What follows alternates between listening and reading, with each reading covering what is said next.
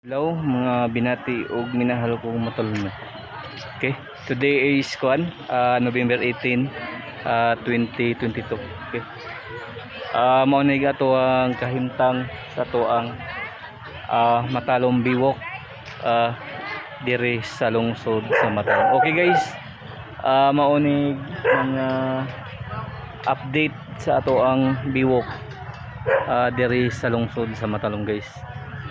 Ako mang hinaot Lord nga magpabilin kini, magpabilin ang mga tindahan niya, magpabilin pod ang acoustic kay ngano man dong ipabilin man dako ning epekto sa atong lungsod, which is nga mas ma-improve ang lugar kung adunay lingaw-lingaw pagkaon o mga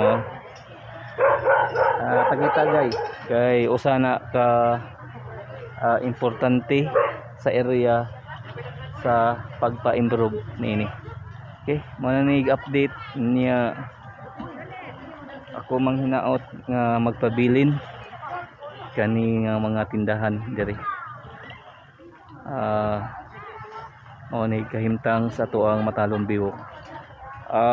Sawa tay acoustic karon kay nganuman naatay main event nga gihimo ngadto sa Matalom Municipal Plaza. Okay, may kahimtang guys ato ang Matalom Biwok. Ako lang manghinaot nga magpabilin kini, magpadayon ang pag-develop or pag-improve sa ato ang Matalom Biwok kay mas dako na nakita kay nganawan unsa day imong murag panglantaw nga area, unsa day mo umabot nga mahitabo kung magpibilin kini. Okay. Ag kani nga area guys mas mo kan siya ma-develop pag maayo, mas mudaghan pa ni o mo daghan pa ang mga turista kay mao man ni murag package ni sa mga turista nga moari nga mukaon sa Biwok o doon na tayo pantalan pohon kay padayon ni ang pag-construct sa tuang port sa Matalom. Okay, ako mang hinaot nga magpabilin kini para sa kayuhan o kalambuan sa Matalom Biwok.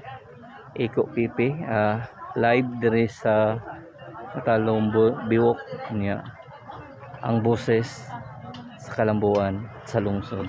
Okay, good luck o God bless sa natong tanan. Today is Friday.